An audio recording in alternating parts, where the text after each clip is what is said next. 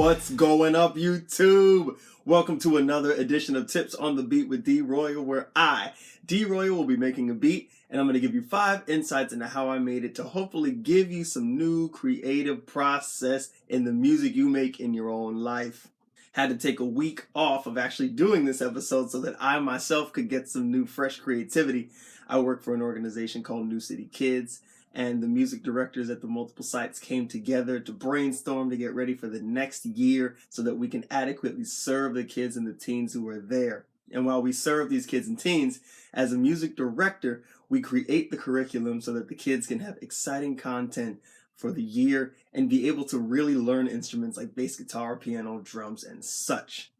And one of the reasons I really like this is that all the music directors get together and we get to jam. And we get to play real music on real instruments and just vibe. And what happens when that vibing occurs is I usually come back with some fresh new ideas. So I am full of new music that I've been working on and new beats that I get to show you how they came about. So this beat actually is a very old one, I'd say. There's a tip that actually isn't going to be on this list. But if you're a music producer, creator, anything, never throw away old ideas. Anybody will tell you that because you never know what's going to come up when you come back to it. So this is actually an old idea that I laid down that from this fresh inspiration from this music directors summit, I was able to complete it finally after it sitting on my computer in the unfinished file for like 2 years. So let's see how this new bit of inspiration or creative juices connecting with a very old idea came together.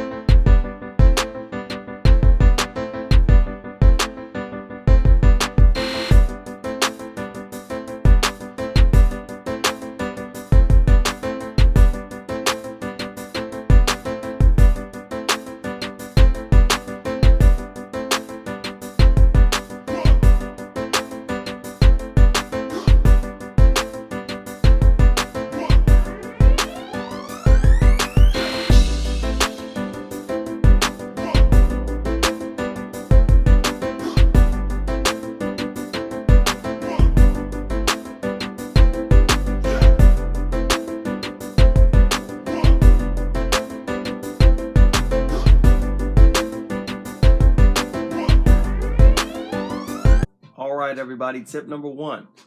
808s and kicks can miss from time to time and it creates nice diversity in the track. What I mean is, oftentimes I sometimes get stuck in the rut of keeping 808s and the kicks hitting at the same time. I don't know why it happens, but sometimes even I have to remind myself, hey, the 808 can play by itself or the kick can go by itself. And sometimes it's something as simple as that, as a reminder to say, hey, you know, they can hit together and then they can not hit together. And that creates a nice bit of, not off feeling, but it's something extra. It's something extra in a syncopated rhythm. Where in this one, I have it not hitting with the kick, and at one point it hits with the kick and the snare. And at one point it just hits with the snare. At one point it hits by itself, or it might hit with the hi-hat. And that kind of thing is like, you know, it creates something nice in the track. And it's diversity is always a good thing when making a track.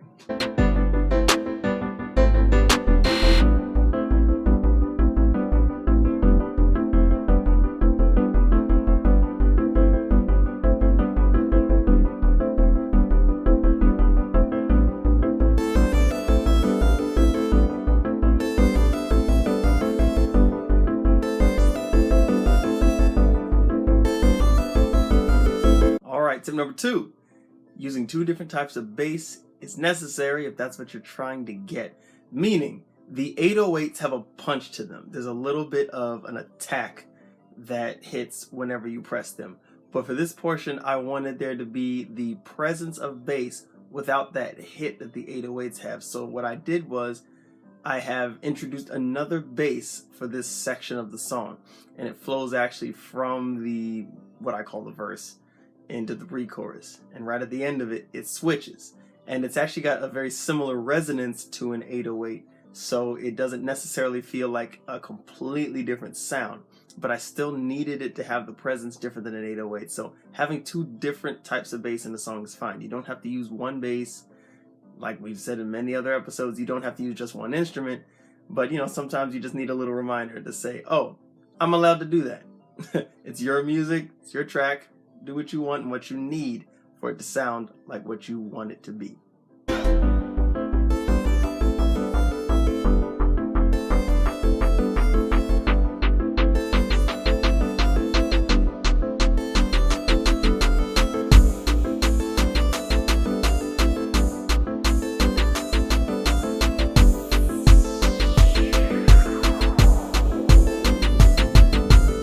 Tip number 3, use sweepers to build anticipation in the track.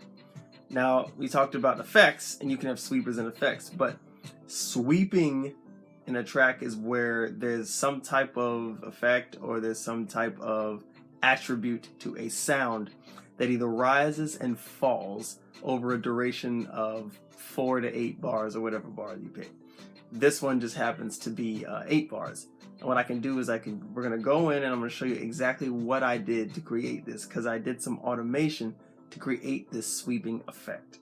So what I've got here are 2 EQs, one for the snare and one for the clap. They are going to be, they're soloed right now. And what you'll see is over on the EQ streams, you're going to see a high pass filter go from about, let's see, I think that's about 1,000 hertz over to nothing, non-existent. And that I automated that in the track menu. You'll see it right here. These blue lines, these blue slants, and you'll see it as it goes across. You'll see it do this also in the EQ frequency wave. Ready? Here we go.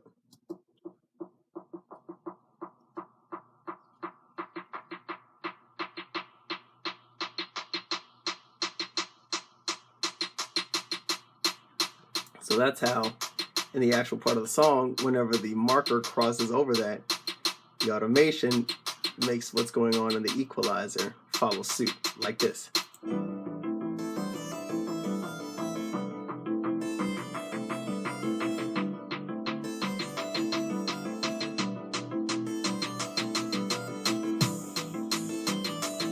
there you have it.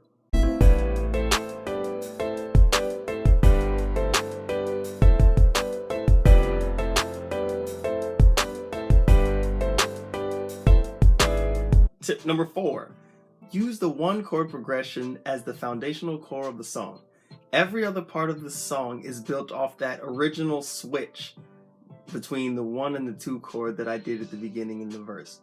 All I did for this chorus was I added a bass line that went down 2 steps and then back up, well, 2 steps. But it's very simple. And that is not the exact same thing as what I did in the verse, but it is based off of it. So what it does is that it creates a familiar feel.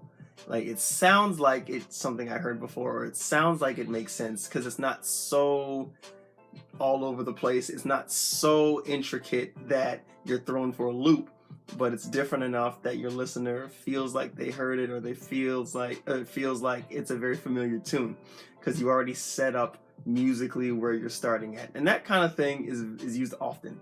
Where if you have a 4 chord progression, you might change the 3rd chord in the chorus, or you might switch the 2nd and the 4th chord in the chorus. That kind of a thing is a way to use your initial chord progression to build a song around it. And it's not that you don't have to think as much, but you don't have to be as intricate. You don't have to be as crazy and meticulous. Songs are also built around familiarity and the ease of being able to get immersed into it, the ease to being able to sing along. And when you're doing songs that are a bit less intricate, a bit less complicated, that's the kind of approach you want to take. You want it to be easier. You want to draw off something you've already established to help you fulfill and fill out the completion of the song.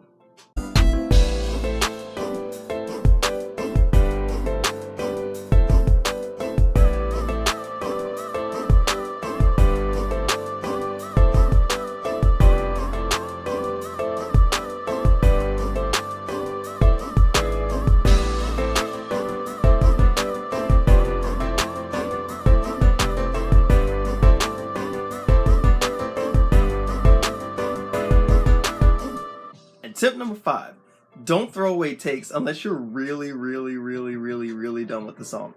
And even then, I don't ever really recommend throwing them out. You might come back to it, remember something you played, and use it for another song somewhere else. What I do is I mute it. And if you can see, there's some gray things in there. Those are parts that I played, and I say, you know, I'm not going to use it for the section, so I just mute it specifically. I don't even delete it unless it's a really trash take. Reason being, the part I just played, that singing, screaming lead synth, was going to be something completely different, but I liked the way it was a monophonic synth, and the way I would fluctuate between different notes would create that effect. So I recorded it, and I didn't like what was going on, and then I held out that middle note, and I liked what it was doing. So I was like, oh, okay. I pushed it to the side at first, originally believing I was never going to use it. Now I actually like what it sounds like. You know, I came back to the idea once I had even more of a structure of what the song is going to be like. And it's because I didn't throw it away that I had an opportunity to come back to it. Because there's no real wasted creativity. It may not be used there, but don't ever feel like, oh, this is garbage, unless it really has, you know, is really off key, really off beat. That's the only way I'd say creativity is not able to be used somewhere at some time. And there you have it. Another episode of Tips on the Beat with D.Royul is in the books. Now let's review the 5 things that I talked about in this episode. Number 1, the 808s and the kicks can miss. I know sometimes I get in the mindset that, oh, the 808 and the kick consistently go together, but it actually creates some nice diversity in the track when the kick is going and the 808 might just pop in out of nowhere every once in a while, and it's just a nice thing to hear. Number 2, using 2 different types of basses is necessary. As we saw on this track, the 808 wasn't doing everything sonically that I wanted, so in the places where I needed something different sonically, I put a different bass in it that gave me the sound quality that I wanted. Number 3, using sweepers to build anticipation in the track. Not just the sounds that goes, but actually sweeping an EQ or doing something that raises up slowly or slightly over, let's say 4 to 8 bars, that creates anticipation in the track when you take out certain things and have that rising effect lead into the chorus or lead into a verse or lead into whatever section you want that anticipation to build to. Number 4, we're talking about using the 1 chord progression as the foundation or the core of your song. And that 4 chord change possibly, or 2 or whatever, when you build the other portions of the song, you make small adjustments to that original chord progression so that there's familiarity in the track, that it's not too complicated, and it's a very easy thing to come back to. That if you want to make something that sounds just a little different, you take that original foundational chord progression and you change something here or there. It's a nice idea. And number 5, never throw away your takes until you're really completely done. And even then, you don't have to throw it away, but it's the concept of you never know where you can use the ideas. The ending of this song was originally a take that was going to be in another portion. So the fact that I didn't throw it out, I just muted it and put it to the side. I used it at the end of the outro of the song now, and it sounds fine. Thank you so much for watching this episode. Remember to like it, share it, subscribe to the channel so that you can stay up to date with all the episodes. Go back and see some of the old ones if you like to learn more tips. And remember, if you're interested in purchasing any of the beats, contact the email in the description of this video. And remember, creativity has no boundaries. Use your God-given gifts and talents to create something fresh today, but always remember, make sure you're having fun while you're doing it. See you next time.